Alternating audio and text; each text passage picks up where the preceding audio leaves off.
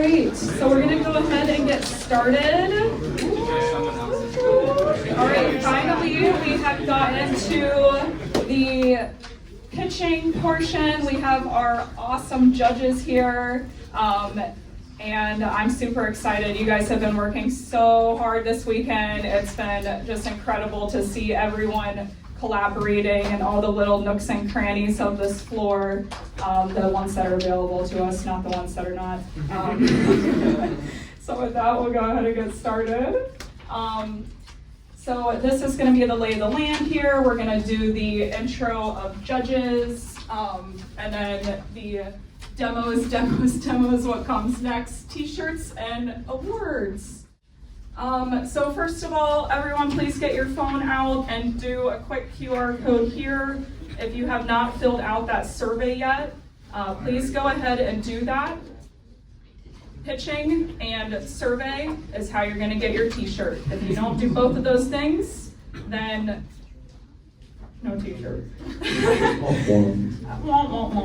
Also, if you did, we did release a survey, was it last night or this morning, but we updated it with the sizes. So if you recall filling out the survey and you didn't put your size the first time, then you'll need to go back on there and add your size in. Yes, and include we'll get your email if we run out of sizes, but hopefully we won't. And as always, we want to say thank you so much to our sponsors. They helped us fund all the t-shirts, food, swag, awesomeness. We have F5, and then the Mission Acceleration Center, Pacific Northwest. Thank you guys so much. This place is incredible. Can we get a hand for the MAC? Yes.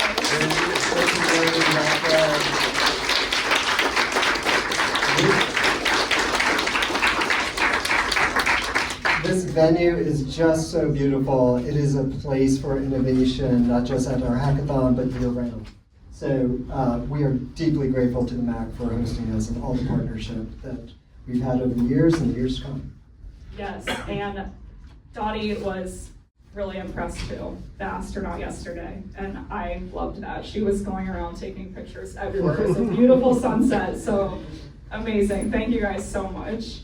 And Integrate, do you want to say a few words about Integrate as well? Yeah, Integrate is one of our local Seattle space startups. Their mission is to build software for the most challenging machines in the world, bringing together project management and supply chain management for seamless collaboration across organizations.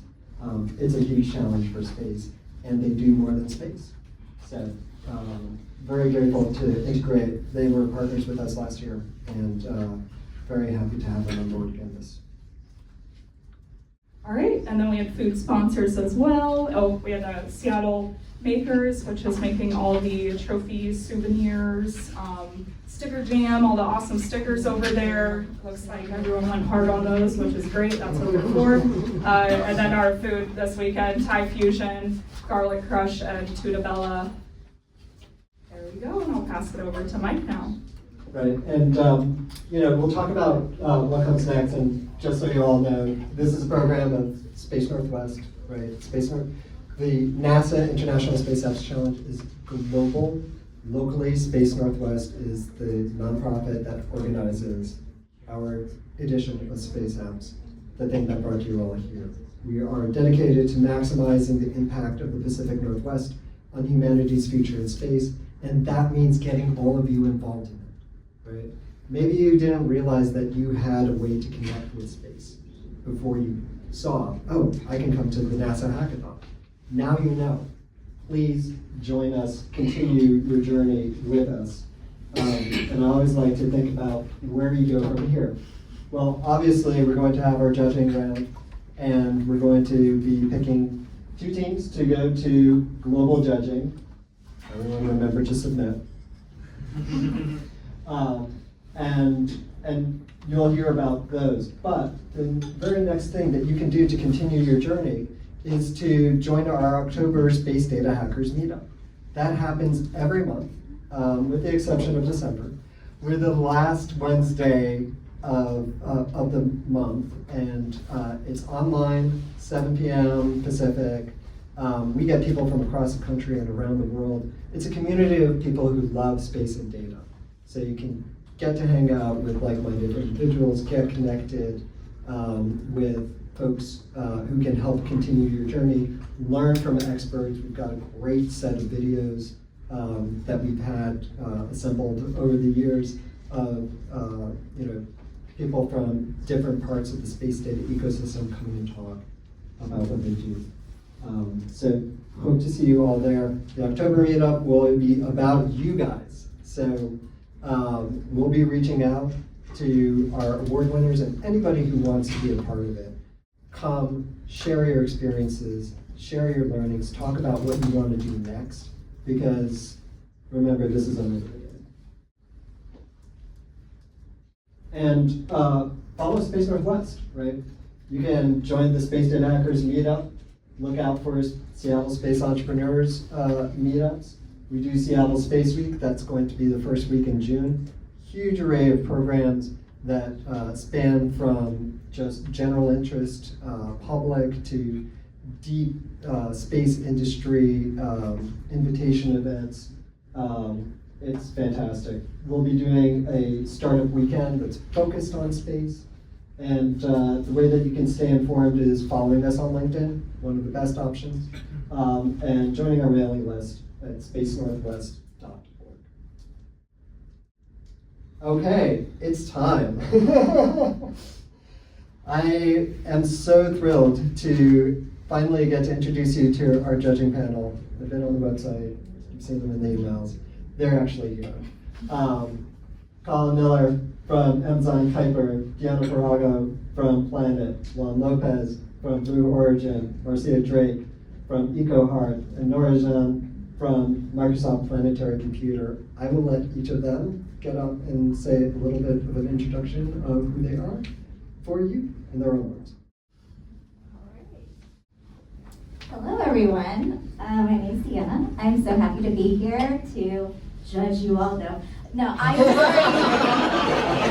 already so impressed by your commitment and creativity and just your ambition to come here and do this, because I would imagine a lot of people could be intimidated by the idea of a hackathon. So first off, just want to say you all are amazing, and I'm very excited to hear about your projects. Hi everyone, my name is Nora. So first of all, like Deanna said, I'm really impressed to see all of you here spending this sunny, beautiful Pacific Northwest Sunday here, and you guys being here for the whole weekend. So really big shout out to your dedication and your passion for space. So personally, I am at Microsoft, and space in general is still a very incubation type of domain for a big company like Microsoft. So personally, I'm super excited to be like the pioneer and to introduce space to Microsoft, and more importantly, to the mainstream industries, verticals, enterprise, so that they can really realize how powerful if we can really leverage space, the technology in space, and the data. So it's really great to be here today, and I'm really excited to see what you guys showcase today. I'm Marcia Drake, and I have had a long passion of putting data in action to save lives and make a difference. And I want to say I'm so proud of all of you for being here today. I know that these competitions, there is so much work that goes into these, so much creativity and brain power, and I just want to say you're making a huge difference. And even the littlest success on a project, it makes a difference. So be proud. As for me, I've spent 24 years in the data space, wearing just about all the hats in data, including touching some GIS, working for State Patrol, and now I'm founder of EcoHeart, so venturing into the climate and sustainability place. And that I think is one of our most urgent needs right now. So I'm so happy to be here, and I'm so excited to see what you bring today. Good afternoon, everyone. I'm Juan Lopez. I serve as Director of Product Management at Blue Origin. Product in my context is not the, if you know Blue Origin, you probably know about the rockets and the engines and the physical infrastructure that we're building. But there's a lot of software that goes with that. So in my context, I've been in the company for years as Director of Software Products, both for internal users and also external users in some cases. Very excited to be here. Thank you for having us. But one of the reasons that I'm very excited is because if you taking a step back in our industry, and if you look at all the different centers that NASA has, one of the things that we have here, we don't have a NASA center here, but hopefully someday we will.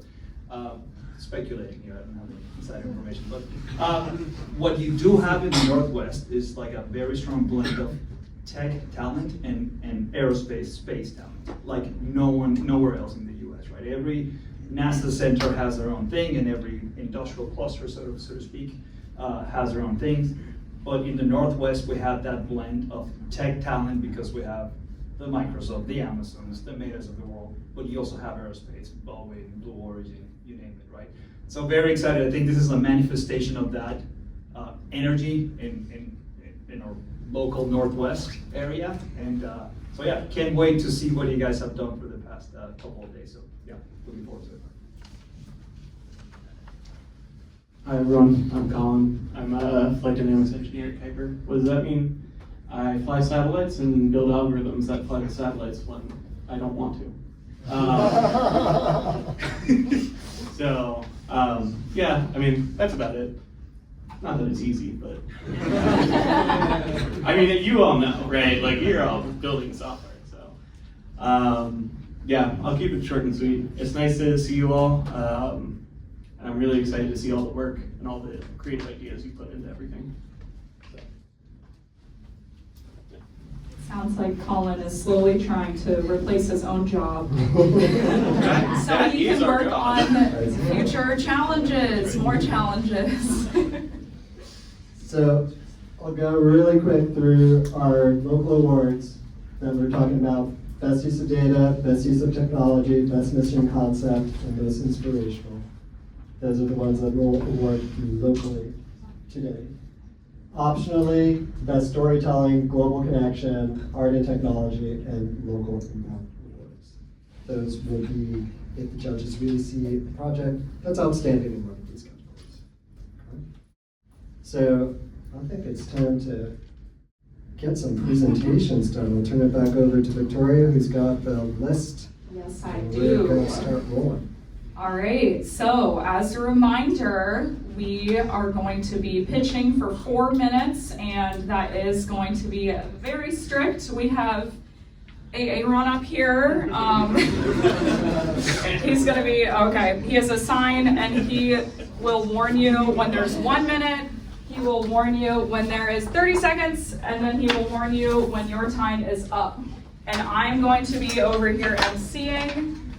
So I will call up the teams, and I will call up the team that is going next. The team that is going next, please assemble right over here next to this window. Yeah, Mind the that's camera. pretty much it. Yeah, please, yes. Stay behind the camera. Unless you're presenting. All right, so with that being said, we'll get started with Aggie Knots, and the team after is going to be Agri Orbit Seattle.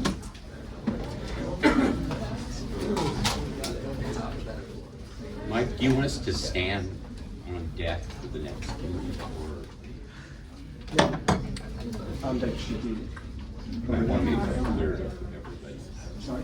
That the team on deck needs to go. Go there.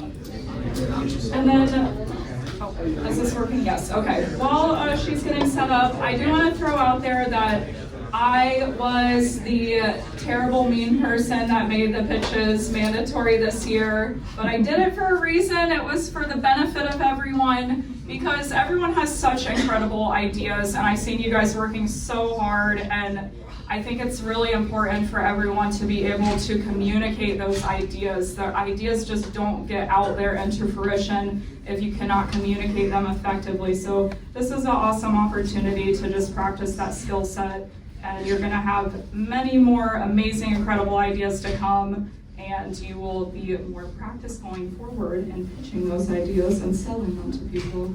So you're welcome, and thank you.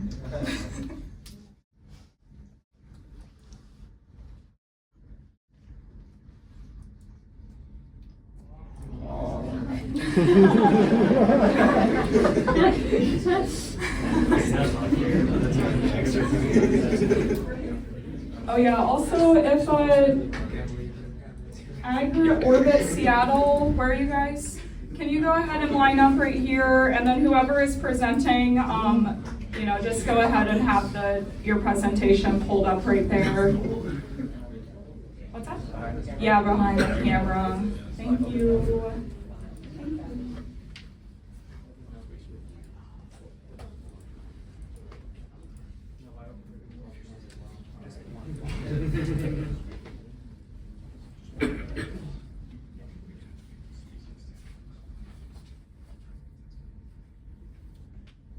Hi everyone, I'm honored to share with you today the importance of mentoring youth in STEM and how it connects to the UN Sustainable Development Goals, especially SDG 2, Zero Hunger. As a STEM youth mentor, I have seen firsthand the power of mentoring in empowering young minds to explore critical fields, fostering problem-solving skills, and bridging opportunity gaps. This effort doesn't just shape individuals, it strengthens communities and builds a generation that's ready to tackle the challenges of the future. The UN Sustainable Developmental Goals offers a universal framework to address global challenges like poverty, inequality, and climate change. These 17 goals are vital for ensuring a sustainable and equitable future. That's why I chose the SDGs in the Classroom Challenge. I believe integrating these goals, particularly SDG 2, into education empowers students not only to understand critical global issues, but also to develop innovative solutions for a sustainable future. SDG 2, Zero Hunger, is about ensuring that everyone has access to sufficient, safe, and nutritious food. Educators play a pivotal role here, helping students grasp this issue while equipping them to become informed and proactive citizens. By inspiring them to think about innovations such as data-driven precision agriculture, we can show them how technology can solve real-world problems. Data-driven precision agriculture is a powerful tool that leverages data analytics to optimize farming practices, leading to higher crop yields, reduced waste, and better resource use. From real-time monitoring of crop health to predictive weather analytics, students learn about smart farming practices that are crucial for achieving SDG 2. They explore cutting-edge technologies like drones and data from NASA satellites, which enable farmers to make data-informed decisions, reduce food waste, and enhance sustainability in agriculture. These concepts tie directly into 4 high school AP courses like AP Environmental Science, AP Human Geography, AP 3D Art and Design, and AP Capstone, where students can engage with real-world issues such as sustainable land use, food security, and agricultural innovations. For instance, in AP Environmental Science, students can investigate the impact of precision agriculture on soil health and water conservation. In Human Geography, they can analyze spatial patterns for food production and distribution. These courses foster critical thinking, research skills, and collaboration, preparing students for a future where they can make meaningful contributions to solving global challenges. So over the weekend, I prepared these 4 lesson plans. This is like a screenshot of how this precision agriculture concept ties up into AP 3D printing and design. And this is for AP Environmental Science, and this is AP for Human Geography. And in conclusion, by mentoring youth in STEM and integrating UN SDGs into education, we are equipping the next generation to become innovators and problem solvers who can address global issues like hunger, poverty, and environmental sustainability. Together, we can inspire students to turn today's challenges into tomorrow's solutions, one lesson at a time. So this is the drones versus satellites for precision agriculture, and here are the list of NASA data points which can be picked into the precision agriculture project. Thank you.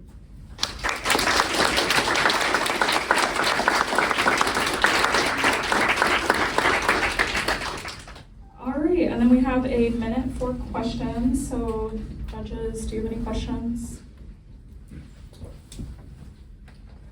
Can you elaborate on how you're leveraging this data to achieve the learning outcomes that you were Yeah. talking about in the first slide? Yeah, so the precision agriculture concept is like, there is something called as whole agriculture where there is uniform application of all pesticides, herbicides, fertilizers, and water. And there is site-specific agriculture, which is called as precision agriculture. So you get the data from the drone, which gets the sensors from the field, and you tie up that data with the spatial data for predictive analytics and to because the satellite data will cover a large area versus to 1 square centimeter. So combine the data from both the avenues to prepare leveraging both the data for creating an effective precision agriculture solution. For site-specific agriculture, so that you can optimize the farming operations on a day-to-day basis.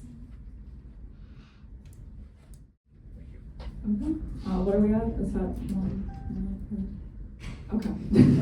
Is there any other questions? presentations. Okay. You have a second job now. It's typing the questions. All right. Any other questions? Okay. We have one question from the audience. And I can just shout it. Okay. What skill level would you expect these instructors to have when they take on your lesson plan? What skill level? I think advanced, they are AP, right? Advanced placement classes. So probably 11th and 12th graders. Oh, sorry, I meant for the instructors themselves. Is it like assuming that they have like some tech knowledge, or is it like approachable for a teacher who wants to introduce this to their students but may not have a lot of tech knowledge?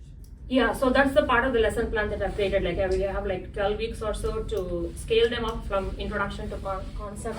See here, I have the introduction to precision agriculture, like why even practice this form of farming, and then get them into different phases of the project, such as drone development phase, then integrating technology, data decision making, how to develop dashboards, and how to integrate the data from both avenues and put them into a dashboard and push it to the all those devices to the farmers. So it's like a gradual step. So week 1, week 2, week 3, all the way to week 12. So by the time of week 12, you'll be able to build a drone.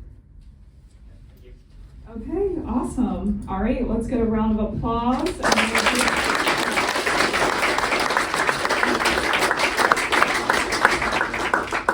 All right, and then as these gentlemen are setting up, AgriOrbit Seattle, you guys come on up here. Next, we're going to have Climate Gen. So Climate Gen, please come up and line up here and make sure that your presentation is ready to go. Okay. And going forward, I've just been informed we are doing judges' questions. So we have one lucky audience question.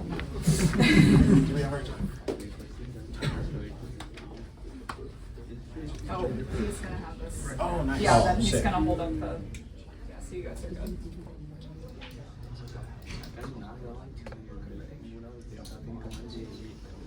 Good afternoon, everyone. I'm Eric, one of the software engineers at AgriOrbit, and I'm joined up here by Michael, Nathaniel, Dawson, Logan, and Brennan. We set out at AgriOrbit to design a tool to help farmers better understand and leverage the data sets that NASA provides in a way that is easily accessible to our end users, not NGOs or scientists and researchers, but the farmers themselves. This problem of data accessibility in farming is actually a deeply personal matter for us.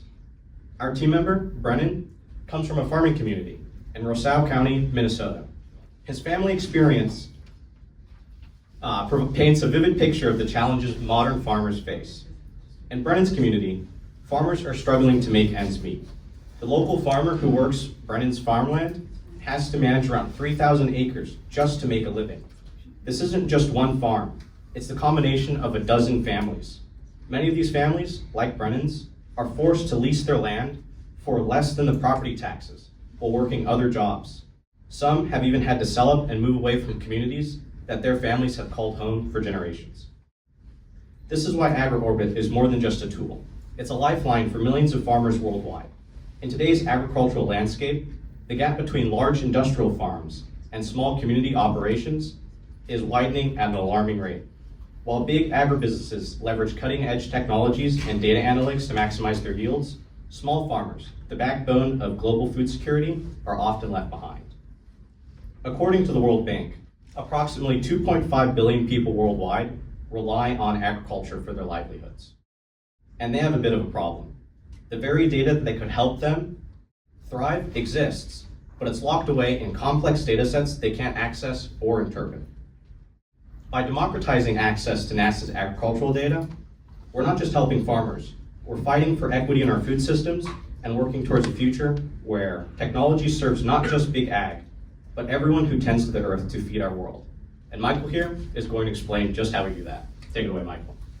Hey everyone. So this is our UI. So the key selling point here is source of data, a plethora of data source from NASA actually at the fingertips of farmers. So for example, I want to find the Brenton's family. The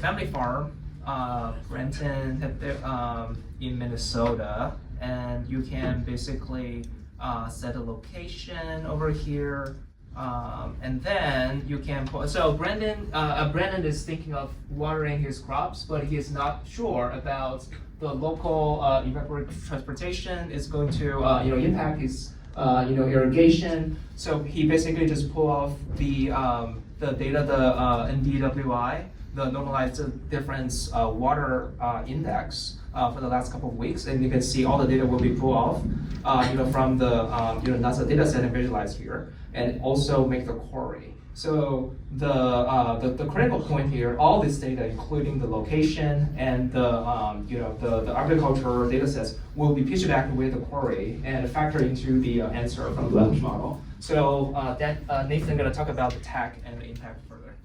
Thank you. Yeah. So we're making an AI that is trained not just on their own data, but also on research on what works best for the farmers and makes it accessible to them in their own natural language. And this improves accessibility worldwide, because if you think about how hard a first world farm is being impacted by this, imagine just how much harder it is for farms in developing countries that are impacted by climate change. Okay. So time's up.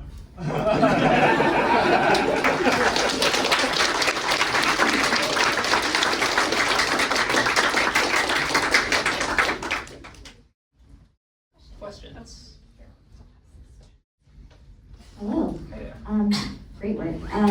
How challenging would it be to add a new data set to this? Say someone, NASA launches a new satellite, there's a new data source. Is that something that anyone could So there's supplement the data? so there's a plethora of so there's a plethora of data source product right here, and we plan in the future we can add more from NASA stacks if we feel that's relevant to the farmer crop yields like extreme weather, soil moisture, etc. So yeah, this is ongoing. This is just a tip of the iceberg. You can see. Yep. Thank you. Just to add to that, for training the AI, all we have to do is add more research papers that incorporate that data so that it can still give accurate answers based on that data for them. This is very impressive. So my question is about, so basically your vision is have a natural language interface so that farmers, they don't have to understand the data sets. Right. They just have to ask day-to-day question, like how should I change my irrigation schedule or plan?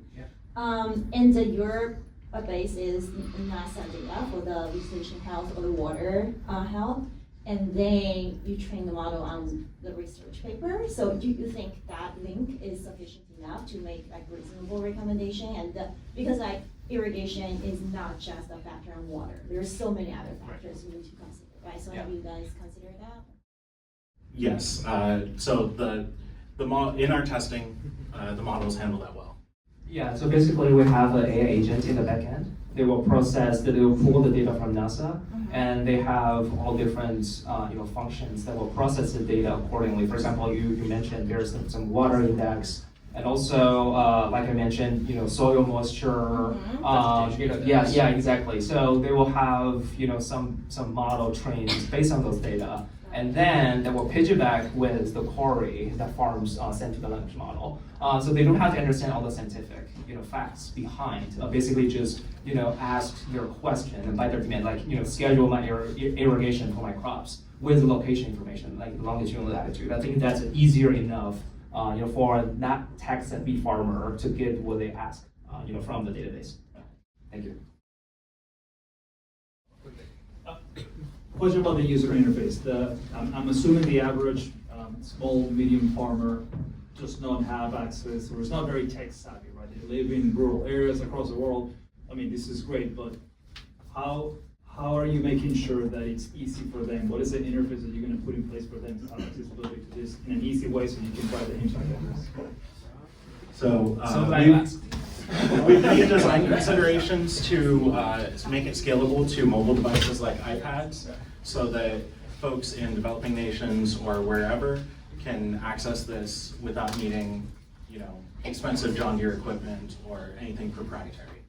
So on that piece as well, sort of a North Star for the product vision we had was actually the automated weather reporting systems, and how that's using, it's multi-domain data, but there's space data in there, and experts are analyzing that to produce weather data, and then it's just broadcast on the radio. And farmers every morning, around here, mariners every morning are tuning in, and what's so interesting about that is it's incredibly useful information delivered in this incredibly accessible way, right? And so we, in this short period of time, we're not going to make something as useful or as accessible right away, right?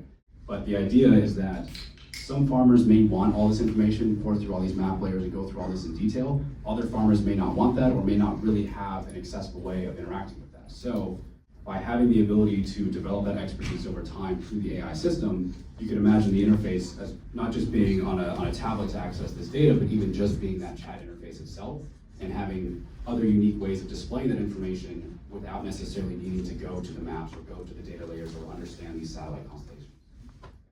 Thank you. All right, let's give it up for AgriOrbit.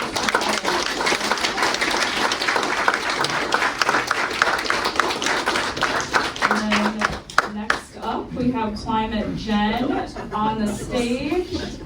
And then after Climate Gen, we have Cool You.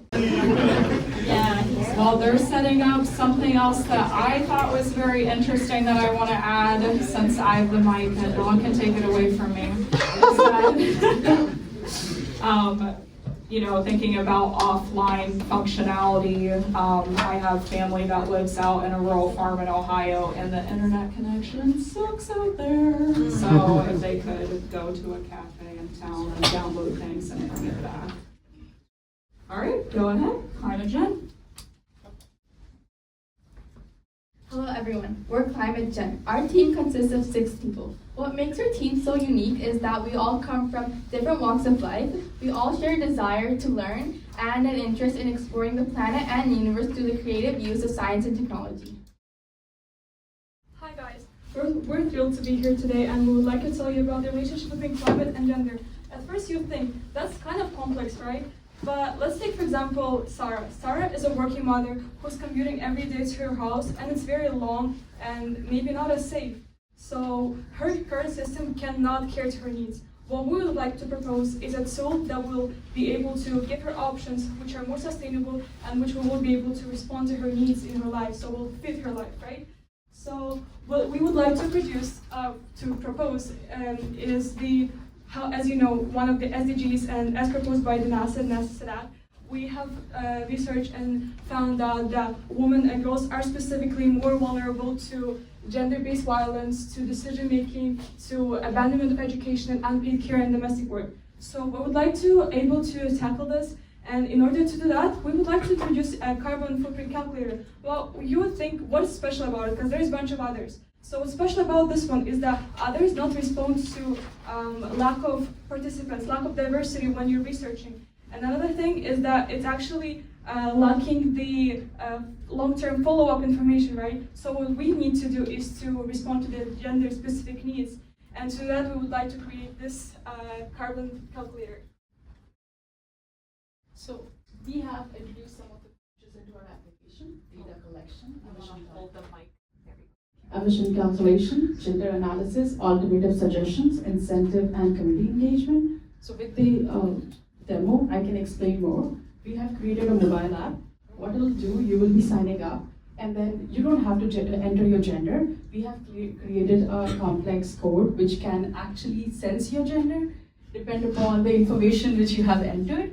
So yeah, there is a person, he's not here, but he has created literally a program which can sense with the data you are providing. You have to provide the consent that you are allowing the mobile to collect those data, and with that, this application will be created where we'll be telling male, female, if there is different gender. With that, we are calculating the accuracy of the gender we are taking into our platform. After that, there is a feature called carbon footprint calculator. What we do, it's more of a prototype where we are putting the distance, what mode of transport we are using, and then it will calculate how much carbon footprint we are producing. What it will do, it will be tailoring insights, as in how much we are producing footprint. We will also be taking an informed decision, because we will also be introducing more of a alternative suggestions. If car is not the right way to go commute because it's emitting more energy, we'll be going for other alternatives. And then commuting building, because we'll be also putting into the platform some of the incentives, rewards and incentive, where points will be calculated if you are using one commute over others. And depend upon the gender, we'll also be taking the information on what is your preference for the rewards and other stuff. And then this is the map which we have taken from ASA, and I'll give it to Sophia. So this is an interactive visualization tool that will be integrated into our app, and it shows how users can identify how environmental factors like soil moisture and precipitation, how they influence different areas in the world. And so this data was used from the NASA flooding data set, and this also uses Google Earth engine to map the data. So here we are seeing the average precipitation levels, where darker colors mean lower rainfall and brighter colors mean higher rainfall. So thank you.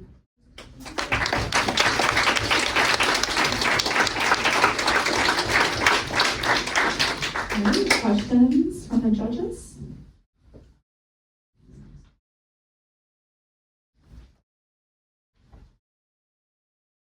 So I'm curious, with the size of the city that maybe one of your users live in, did you consider how somebody who's living in a very small city as opposed to a larger city might be able to use the data that you have used in the calculation? So we would like this to be used by policymakers, which can actually use the more accurate types of information to adjust region-specific data and make the process of achieving region-specific goals faster in a quicker process, so to reach those SDGs faster. Yeah.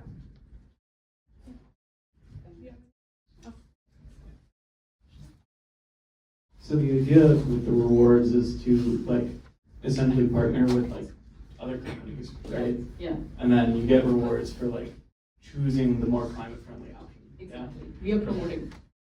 Okay. So then is the idea that you get more rewards based off of how hard it is to I think it's more about how you, so today, you have different modes of communication, like transportation, and we choose one which is more convenient to us. But in future, if I have a rewards incentive and things like that, I'll be probably going for more sustainable.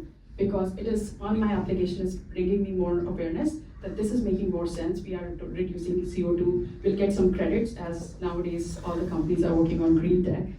I work for Chase and we are doing similar thing. So it's very much the same thing, green tech, same thing. We are helping the humanity to understand how much carbon emissions we are producing if we choose one thing over other, educate, and then get rewarded.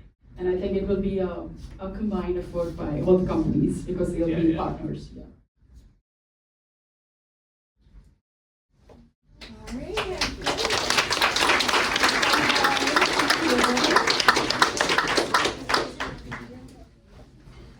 Alright, so on the stage right now, we have Cool U, and then after Cool U, we have Exo Explorer. So Exo Explorer, please line up on the wall right here, and your presentation. Well, we just have to, we're not going to do it's fine. You gave me the job. Has actually You're fired. You're fired. I'm following directions, if anything. All right, take it away. Good afternoon. We are Team Cool U, and we did greenhouse gas emissions in your community. So, the problem. Only 37% of Americans say they personally care a great deal about the issue of climate change, according to Pew News Research Center. And many people don't believe that climate change actually impacts them directly due to misinformation. And real-time greenhouse gas emission data is not open source and can be difficult to access and hard to understand for the average person. So in order to combat this, the solution is creating a tool that provides users with near real-time data on greenhouse gas emissions in their local area, supported by a chat feature to help them understand the impact of these emissions on their community. All right, so the tool that we created is a dynamic web map application. It displays CO2 emission levels for your area, and it also has an AI-powered chatbot that's designed to answer questions on greenhouse gas emissions and climate change. So the data that we got is pulled from GRAPES, the Greenhouse Gas and Air Pollutants Emissions System. We got 2021 CO2 data from NASA, and it's on a monthly resolution at 4 kilometers by 4 kilometers. The product is called EcoScope, and I will pass it to the engineers to demo.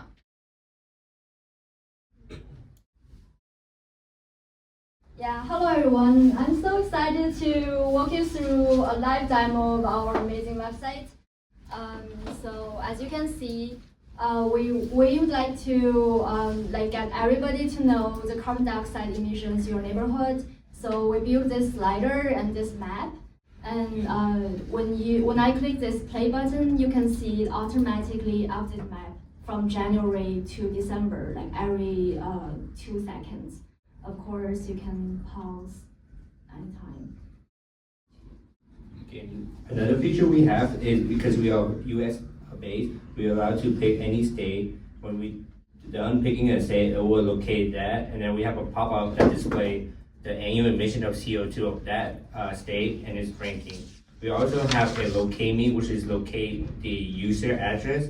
Another feature, the last feature we have is a chatbot that can answer a question that is related to CO2. We can say, how does CO2 affect humans' health? And hit send. And then if we wait a little bit, it will show up. Yeah.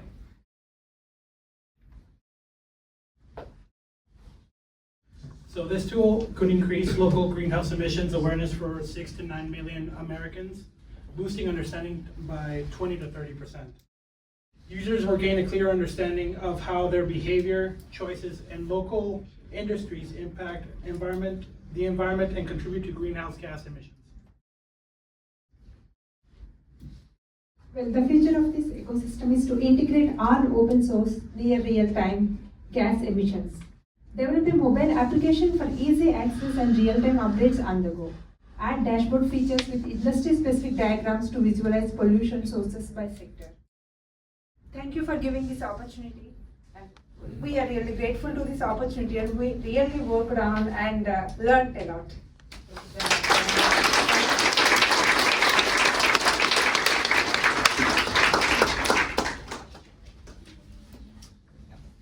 hey, this is great awareness at the macro level of like CO2 emissions. I mean, that's the data you show. But what are you going to do to drive the user behavior change at the micro level, right? Should I ride my car or should I take the bike? I mean, I failed to see how this data is connected to that at the user micro level. Yeah, so the chatbot will be kind of expanded out, so it'll have like prompts. It'll say, okay, can you do something about this? And it'll kind of engage with you in a conversation that will then help you change the behavior. I think it starts with understanding the problem first and seeing how bad it is, which is so hard to see these days. And I don't even know. So I think having a real-time stream of your greenhouse gas emissions in your area is the first place we want to start, and then engaging in a conversation with the users by the chatbot is the idea.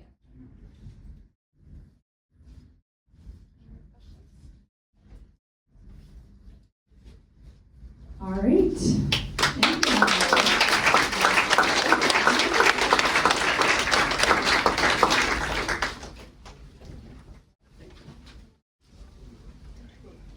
All right, so up now we have Exo Explorer, right?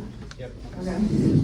Need to mark this down. And then next we have GeoBrains. So GeoBrains, please make your way to the wall and get your presentation loaded up on a computer so it is ready to plug in. And also another thing I want to throw out there too is that you really do need to hold the microphone like right next to your mouth. Try not to let it touch your mouth so that we can hear you through the microphone. Yeah.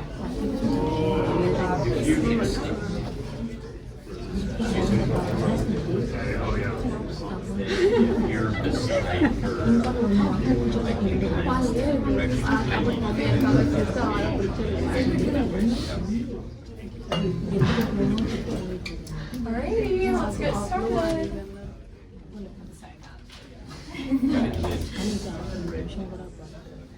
Yeah, go for it. Hey everyone, we are Team Exo Explore, and we are made up of a team of multidisciplinary developers, nuclear physicists, actors, filmmakers, and my company produced a live interactive feed from the moon for NASA. And we are doing the challenge ExoSky.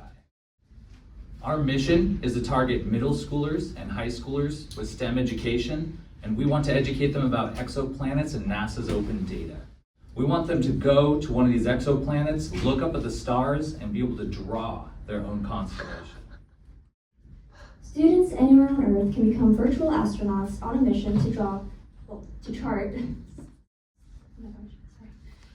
chart star systems on exoplanets through our web app game that can be accessible will provide easy access on any device. And I'm going to hand it off to Tam, who's going to provide a live demonstration of our web app. Okay, so first, when you go inside the web app or the website, you're going to be introduced to your AI guide called Stella. I don't believe the audio works, but this is just a preview. Stella, your mission guide. So after that, students can hit the play now, and they'll be directed to a list of stars that they can choose. Right now, we're just going to choose a demo, so K218. And afterwards, you can be exposed to different exoplanets within that star. And after clicking on an exoplanet, you can get a 3D interactive image of that predicted exoplanet. The data is from NASA. Students can also land on the planet, and they get an AI-generated image of what that terrain could be like. Yeah, and this data was pulled from NASA for the information that they got about this exoplanet. That there's different elements and different compositions of what we can kind of predict what the planet would look like. So we used AI to generate a close to potentially realistic rendering of what it would be. Right.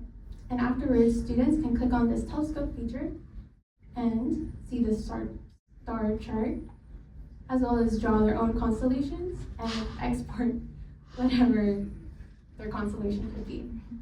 And the great thing about this is then the kids that are going to be exporting this, they can download and they can print their constellation that they drew. They can put it up in their bedroom, put it on the refrigerator to remember the time that they went out and were able to actually stand on another planet, look up at the stars, see what it's like, and draw their own constellation. So this is helping to accomplish this education, this wonderment, this inspirement to get kids more active in the STEM education area.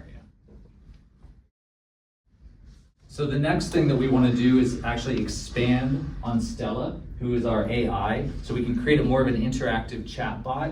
And along the way, we want to include some inclusivity options like spoken descriptions for what you can see on screen. And in addition to that, some sign language that's generated at the bottom.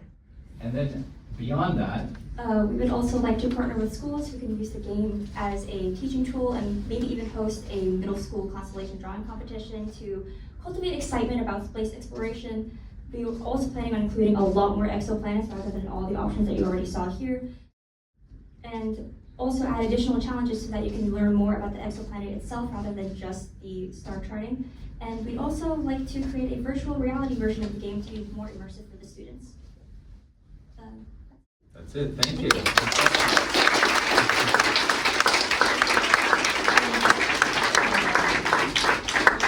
I'll keep up my computer. Do we have questions?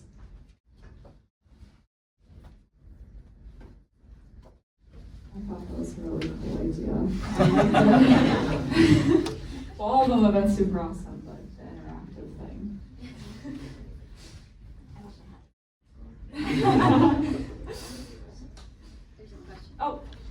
We're just so doing to be judges. clear, the star field the child is given is from the exoplanet, what they would see from there, correct?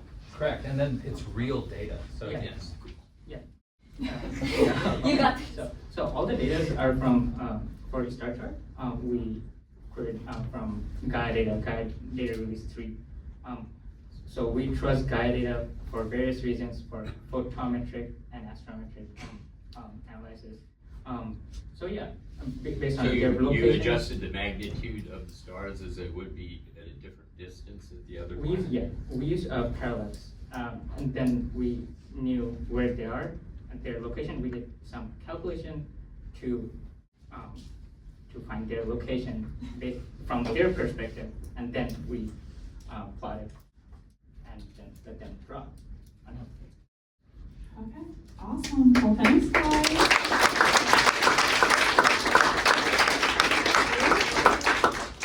Okay, so now we have GeoBrains, and lining up at the wall we have Pluto registered as 2. And I do want to say a reminder, we're just going to do judge questions because we do have some time afterward. We want to make sure that we can get through all the presentations where you guys can ask each other questions. So I'm not standing in front of the screen. These are judges. Field of view. Can everybody hear me okay without the microphone?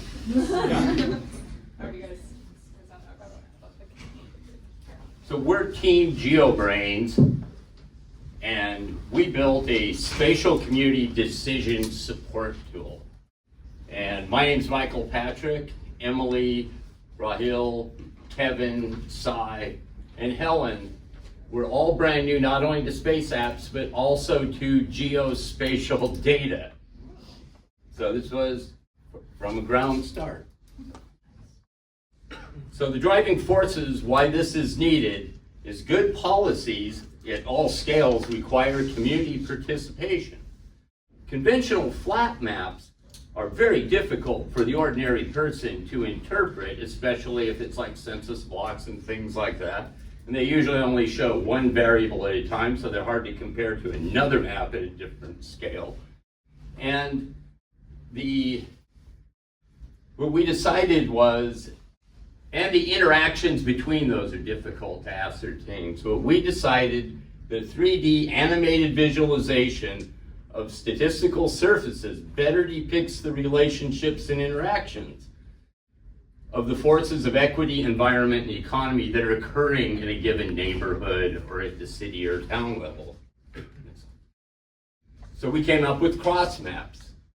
So for ordinary people, finding data is very difficult. It is.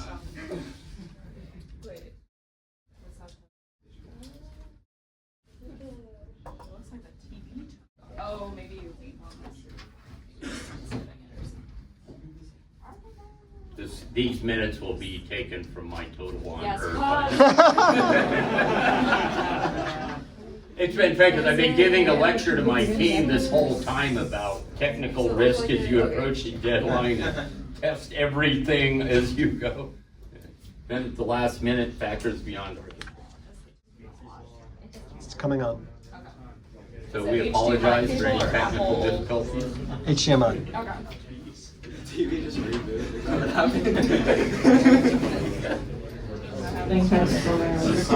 It's either that. Okay, all systems go. So the thing with these statistical interactions, they don't occur the same everywhere on that map. So they're not tractable to understanding. And so the ability to be able to show where the maximum occurrence of interaction occurs in a neighborhood or community can provide a common ground. We don't have to worry about the whole world, we can only worry about this. So our target technology that we used was geospatial technology and web visualization, but data from NASA's CDAC CSUN website, and then the local King County. This is a very simple overview, but basically we go from open data through a QGIS pipe through into a 3D visualization. And so this shows here 3 different data sets that represent equity, environment, and economic forces. And basically the statistics go through a utility function. They're normalized, and we take the cross product of it. Think of it as a 1-layer perceptron. And what that ends up showing is where the problems are between those 2 data sets. And so people don't have to interpret the entire map. They could focus in on the necessary places. So cross maps, we built an app. And what this shows, this is a terrain map with an aerial photograph. But this is the statistical surface of population down in the Renton area. And so we had difficulties discovering with the data, and nobody had any experience with QGIS. Getting some things like transparency to work were difficult, but he will now give a demo of. So there's a QR code if you want to go to this demo yourself too. But basically we have a 3D model of, I think this is like Renton, South Lake Union. Okay, we're out of time, you gotta turn the And layer then on. you can see the population data overlaid there. You can see environmental health disparity percentile overlaid on top of that. And then you can also see a cross map of where they kind of overlap, if I can click. There. Yes. The business plan. So, thank you for that. Are there any questions? Yes. All right. Can you give us an example of a problem that you would highlight by overlaying this data? And based on like whoever the intended audience to get awareness of that problem is, what is your expected Can you go action? back to the process slide with the 3 pictures? So this one here is environmental and traffic volume. So traffic creates fumes that affect the surrounding environment. And then this is where the maximal interaction between those occur. The head of King County Roads looked at this and he said, in 15 seconds, you can show all of our black holes where we could spend $1 billion and never fix it. In a glance. Was that? Okay, yeah.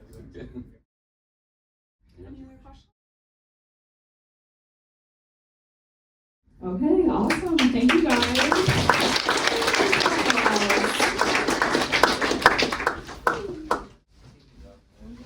Alright, so up now we have Pluto registered as Sue, and then lining up on the wall we have Quake or Not to Quake.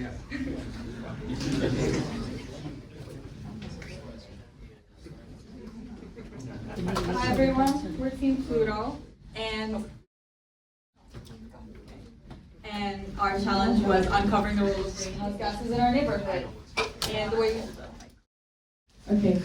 and the way we do that is empowering communities by providing them clear and actionable information about climate justice and de-escalating risks of climate change and greenhouse gas emissions. Okay, so the problem we identified is that climate and greenhouse gas statistics are available to communities, but they're often in the form of complex graphs and government statistics, and it's hard for the layman to interpret them. And yeah, that there's a risk of misinterpretation or them not realizing the severity of the problem, especially in small localized communities. People need to be aware of what is going on within their how their small scale activities around them affect their areas. And also government policies are they need to hold government and policymakers accountable by having access to such information in their localized areas. So to combat this problem, we took a map of Seattle and took the Washington.gov's carbon emissions data and plotted it on the background. And this makes it so it's an interactive map that everyone can understand or have a better grasp of the idea rather than just looking at graphs and longitude and latitude locations where it could be anywhere. So switching over to the demo real quick. We greeted on this site, and let's say I'm a resident in the Queen Anne neighborhood. I go over here and I see most of the data that was collected is at this location, and it comes up with an emission data of 61,000 total emissions for that. And then if you go down on the 2022 map, we see that it has risen to around 69,000. That's a much more clear path than just looking at graphs and charts. And then going back also, I can see Climate Pledge Arena open up, and we want to track events like this that can have an impact on emissions and see if it rises or lowers, so we can keep track of big events that occur and not just forget about in the past. So if there's a big methane explosion as well in Seattle, we keep track of that stuff and really see that down the line. And to also make it more interactive, we added in a AI assistant, so this we can ask quick questions to us like, what is a metric ton?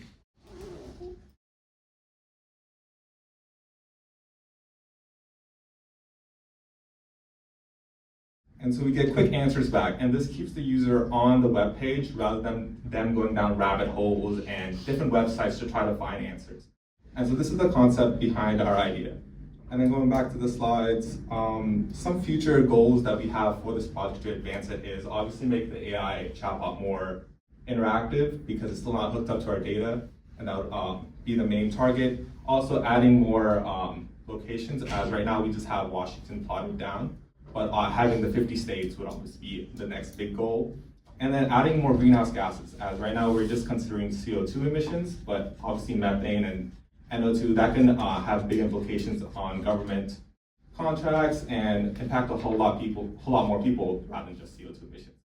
I thank you guys all for your time, and thank you, Space Apps.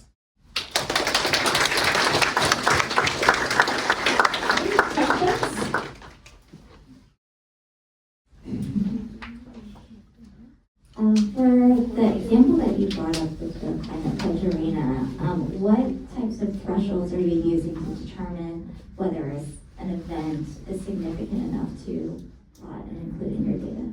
So that would kind of go back to our web scraper that we have to build. So we probably have to take an attributes like how many people are involved in the project. Obviously money would also come into it if it's above $1 million or something, and then taking examples from the past as well. Big buildings or arenas or something that attracts a lot of people and creates a lot of emissions, that'd be the biggest goals. And then government contracts on, hey, no more cars on I-5. Then we kind of have to take those types of policies into as the attributes for. One more? Yeah. How local can it get? How local? Yeah. So if we go back and zoom in all the way, the dot gets a little bit smaller, so we need to update the accuracies for that, obviously, but we can go in basically all the way down to Climate Pledge on the map, as you can see. So that was kind of just try to get as detailed as possible. We need more data for that. Because there's a use case of tracking pollution over time and how that might be useful to like super localized, how that might be useful to like housing developers. Yeah. Yeah. We don't have that data. We couldn't find that data, so just getting more like an overview was kind of our goal with it. Yes? So I'm not as familiar with the actual base data set, but how is that data? So we used the Washington government's website to start off with, and from what we could find, they collected over time. Do you know exactly how they pulled it together? I think it was a big survey. Yeah, so different companies contributed to that, from Boeing or. Because I'm just wondering about coverage of the data set. The data set covered almost all of Washington when we plotted it out. If we get more closer, it becomes a little bit more clear, and we're still working out the radius for that. Thank you guys.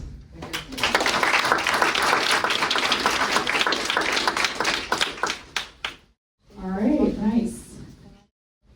So now we have Quake or Not to Quake up, and then we have Space Dogs.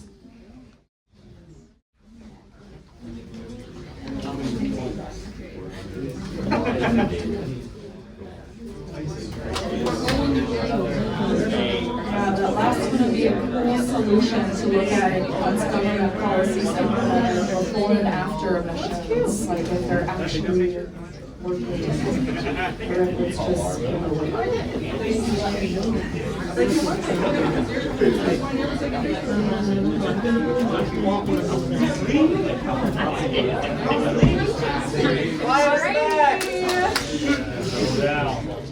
Here we go.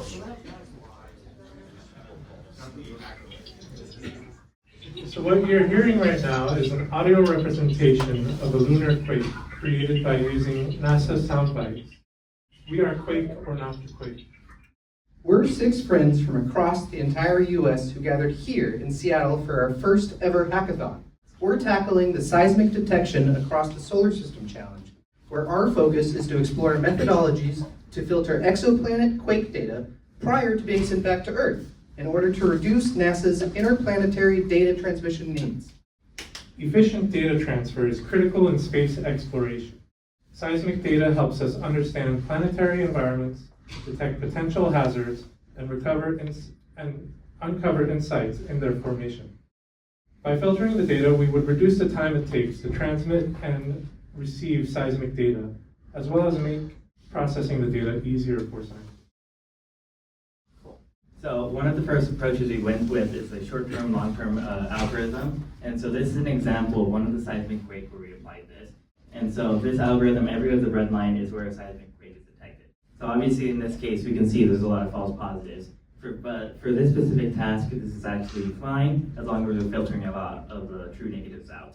And this is the next example. We can see the same algorithm applied to another sample where all of these periods without any lines are essentially dead zones where nothing interesting happens. And in this case, the algorithm was able to filter all of that away and still detect these seismic activities. So this results in like several 13 hours or so not being sent back to Earth because we were able to correctly filter it out. One of the issues that we had in using this algorithm is that due to some of the missing data, this messed with the statistics of the algorithm such that some quakes were not being able to be detected. One of the other approaches we wanted to go with is just toss some machine learning at this problem, but before we could do this, there was a lot of data preparation that we had to do beforehand. The biggest issue we had is that not a lot of positive examples existed in the data set. And so the way that we counteracted this is doing a sliding window approach. We did some Earth seismic data to supplement it, and then we also created some synthetic data to also help train the model. So the sliding window is we just chunk up the data, overlapping windows that go over the data set so that the positive examples can be seen in different ways. So on one of our train set, we only had 76 positive examples, and that boosted up to 1,200. Another way we can do this is just by supplementing it with different data that's familiar but not quite the same, which is the Earth seismic data. The first column are negative examples from Earth. The next column are positive examples where seismic activity was detected. Lastly, we can also supplement this with some synthetic data. And so we have 2 examples here where the first column are negative examples. Then we have another positive example from the same sensor where we then combine these two randomly sampled negative and positive example to create a new positive label to train our model on to further supplement it. And so the main things that we're giving as deliverable to this project is this data set that we constructed that people who don't want to mess with all the data stuff can immediately start tossing machine learning at it and use it. We also are creating a WaveNet-based architecture that can serve as a pre-trained base so that if a scientist doesn't have a lot of data, they can immediately take our pre-trained base and then fine-tune it to their further tasks. In our full training pipeline, we start with all three data sets, jump down to space and synthetic, and then finally just focus on the last data to fine-tune the model. Our prototype introduces a pipeline to greatly reduce the amount of data being transferred by a computationally light approach through short-term, long-term averages. That was the first thing we showed. We can then take our remaining data and feed it through our machine learning model to further refine the total data being transmitted. Further development of this pipeline will allow significantly more efficient transfer of data for future NASA projects. Thank you.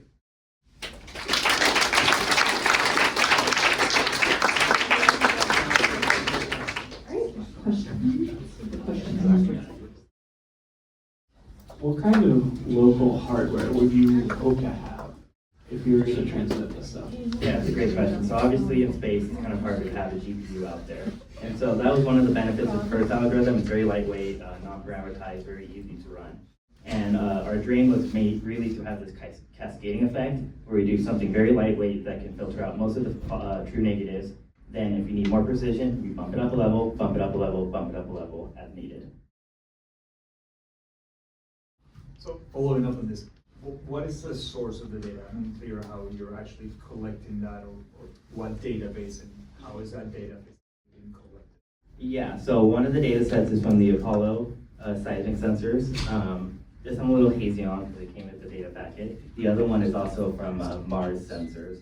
All of the Earth data we collected with PyWeed, and that was over the last year across just global any seismic activity.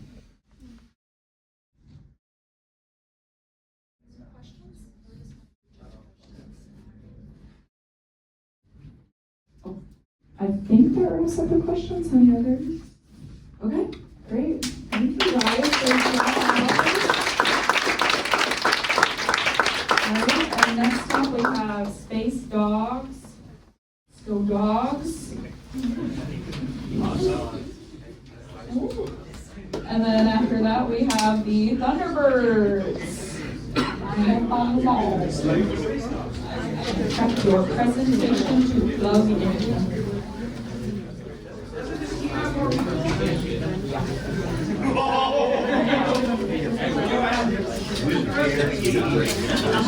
I always grab the wrong one.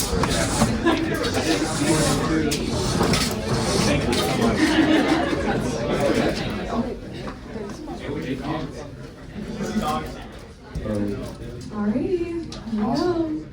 All right, thanks you guys for all being here. We are the Space Dogs. All right, so as you can tell, we're very passionate about astronomy and space. My name is Rohan, here's Prabha, and the rest of our team over there, Eric, Ray, Mari, and Avi sitting over there.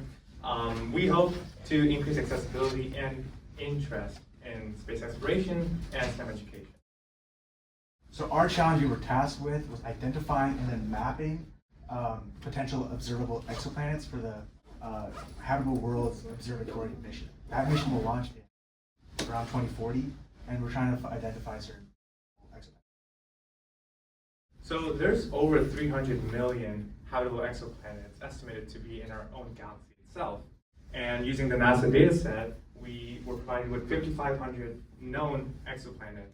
And we hope to increase this data set with our telescope suggestions to pave the way for future explorations and possibly humanity's next frontier. Exploring exoplanets will also provide us insight into the creation of planetary systems, develop technology relevant to space exploration, and generate more interest into space. So we like to present our app, we call it OWINS, or the Observable World and Exoplanet Navigation System. And so our key objectives when designing this was to first identify exoplanets for observation, process and clean the data we got from the NASA Exoplanet Archive, then map that into a 3D map, and then ultimately create like an interactive map for users to use. some key factors we looked at: one, identifying observable exoplanets, distance that from that system to our system, as well as the exoplanet to a star, noise, like signal noise ratio, as well as limiting distance from the telescope.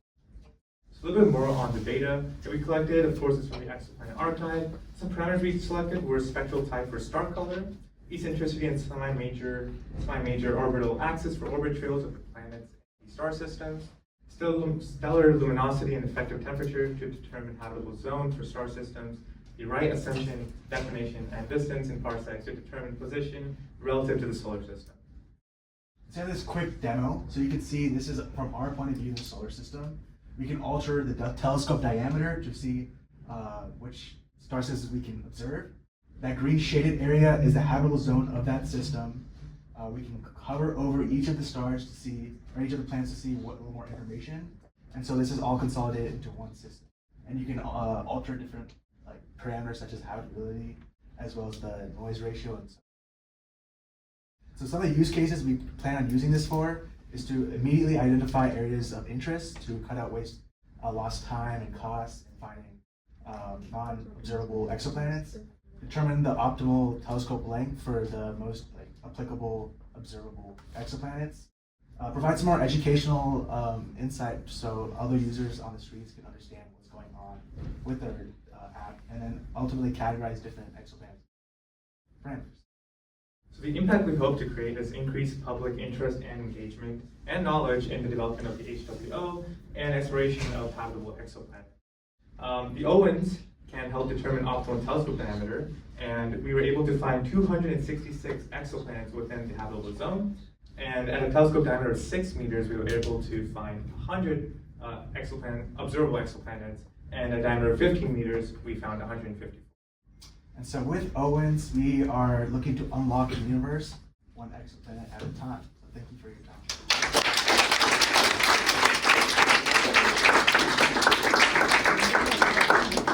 Questions?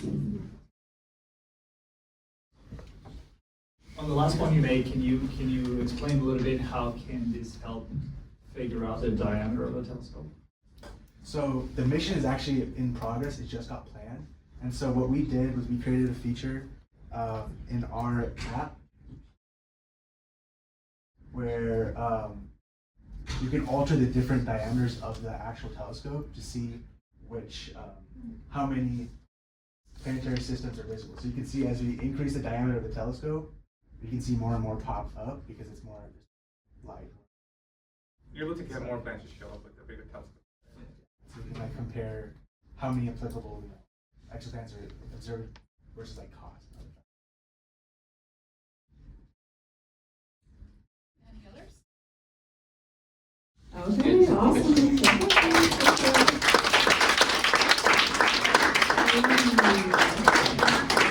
We have these Thunderbirds. And next up we have the Tremor Trackers. So Tremor Trackers, please line up along the wall.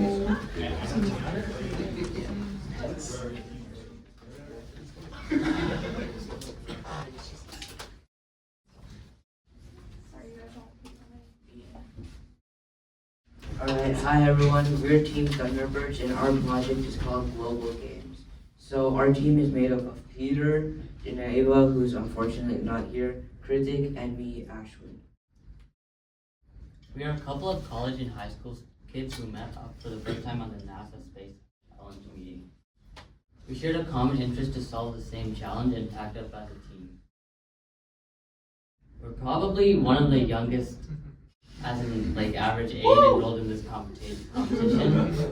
We chose the challenge Global Protocol Games to focus on the topic of climate change and global warming.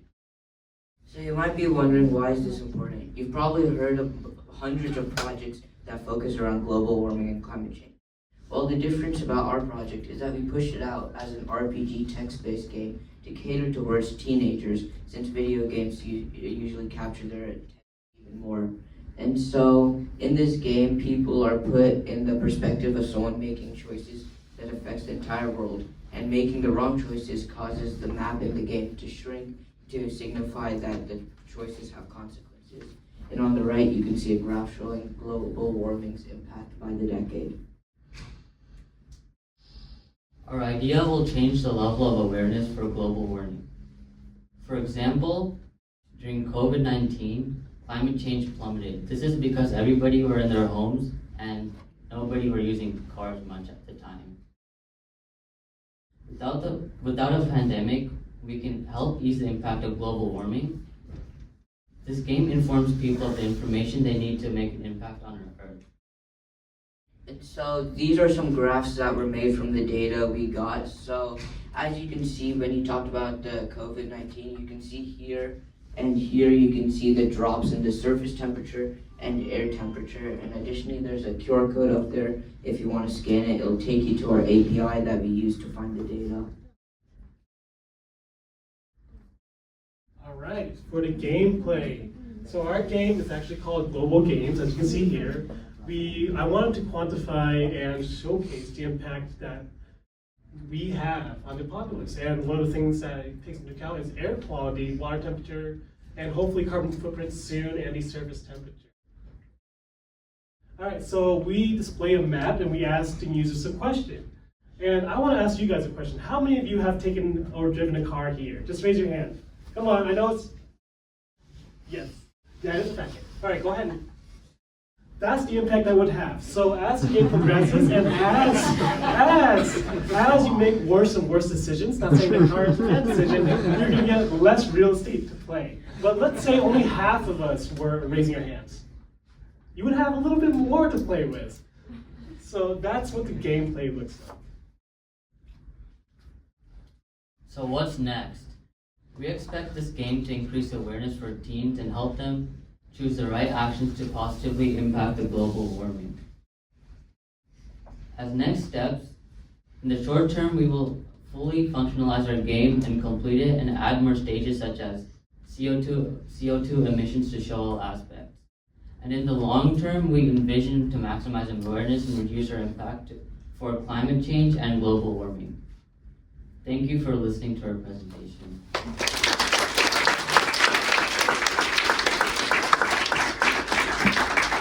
Any questions?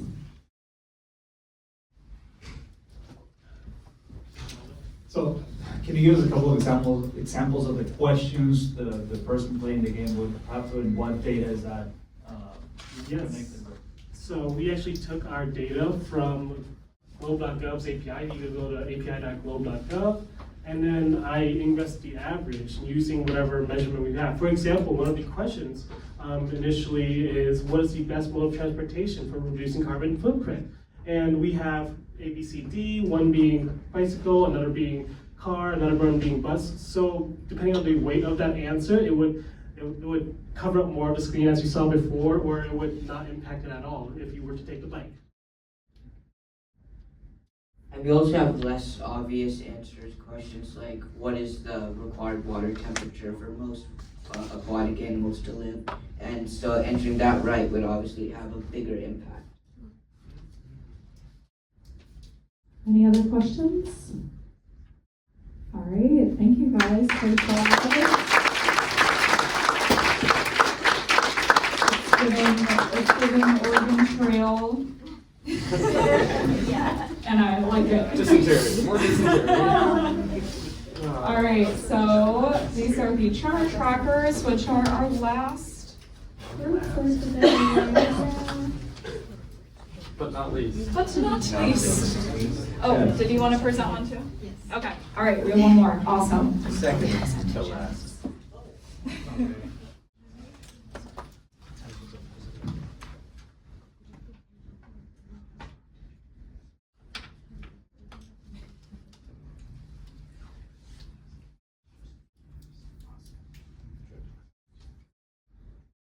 All right, we are the Tremor Trackers. Sharon, Rock, Tim, and Mitchell.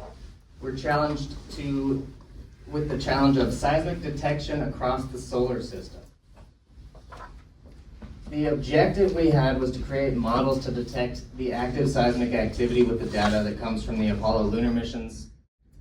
The challenge that we found immediately was that The data is extremely large and contained extensive periods with no activity, uninteresting data, false positives, things like that, leading to issues like bandwidth limits, time constraints, power consumption. We wanted to reduce that with data transfer back to Earth. So our solution that we started working on, pre-processing to filter out that noise, and beyond that, why is it important?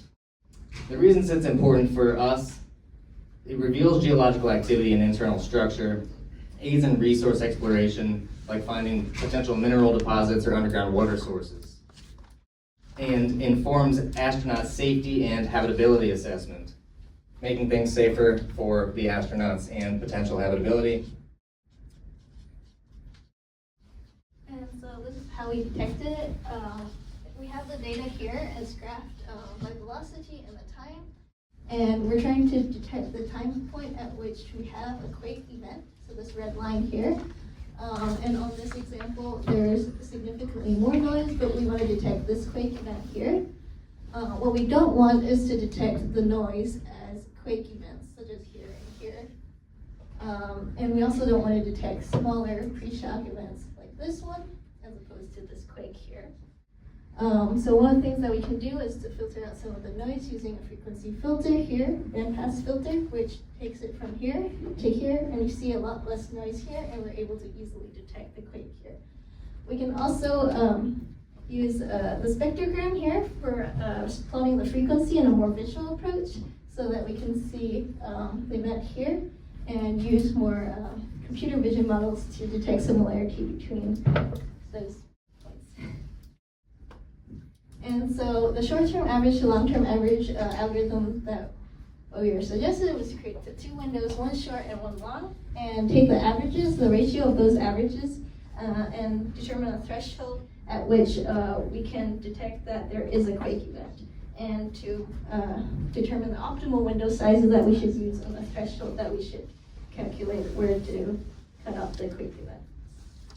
Yeah, so there are other methods. There are several other methods for doing anomaly detection in time series.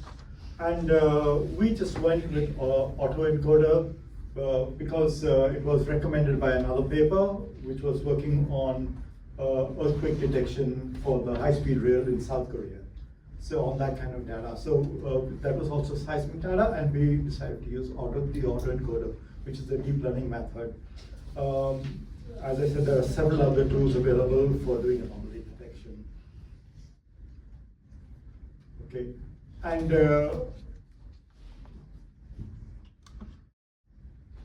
yeah, so in this problem, what we really want is to accurately find the point where the quake occurs, and we don't want to send a lot of the data with no signals, and also we don't want to send the data with noise over because of the false positives. Next, please.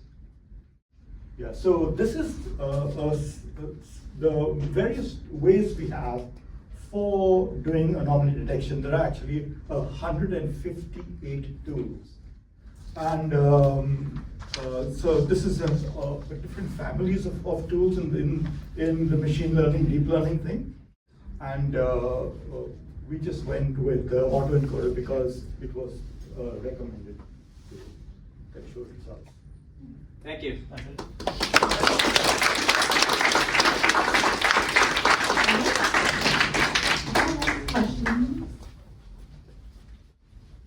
All right, so you've got a tool to detect when the anomalies happen. You have a tool to detect when the anomalies stop. And then send only that data. The slice from start to stop? Yeah. That would be the idea. We have not, that's kind of future vision in terms of setting up the end point as well.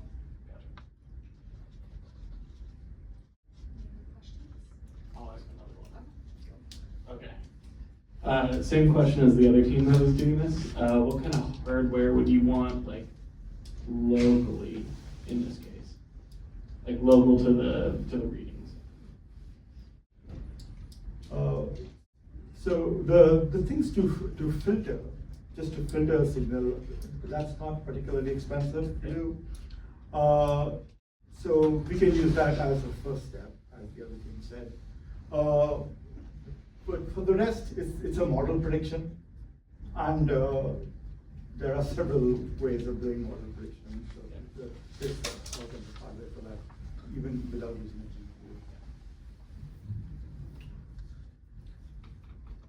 GPU. Okay, all right, great job, guys. Thank you.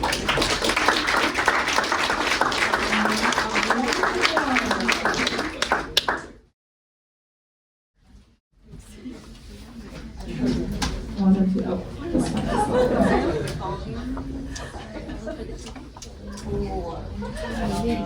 It might be on. Do you know how to adjust the volume of the TV?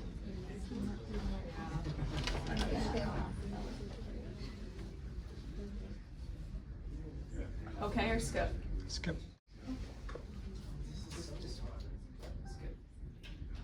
Back. Back.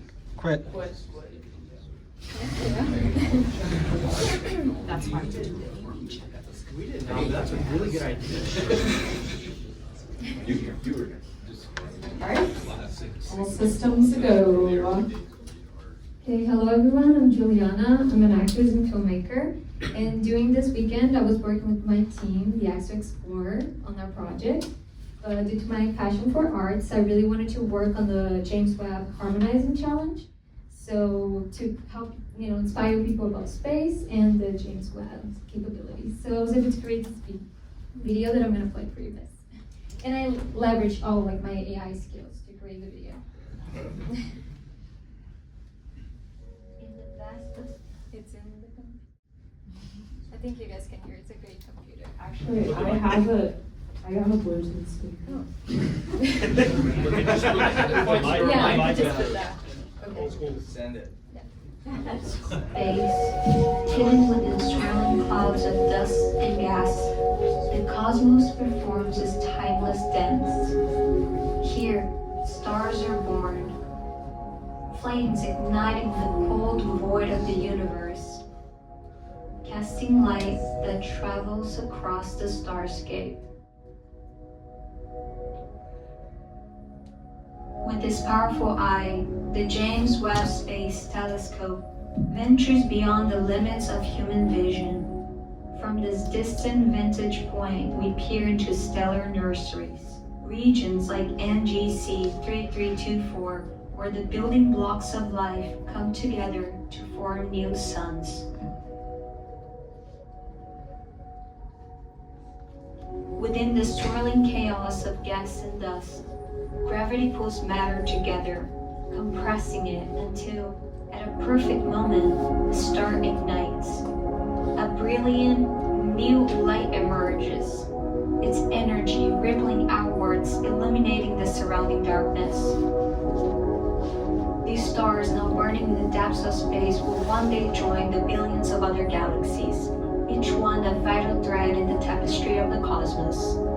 As we gaze upon the night sky, we are reminded that we too are made of stardust. The atoms that make up our bodies were born in the hearts of stars, traveling across the universe to form everything we know. In seeking the stars, we rediscover our place in the universe.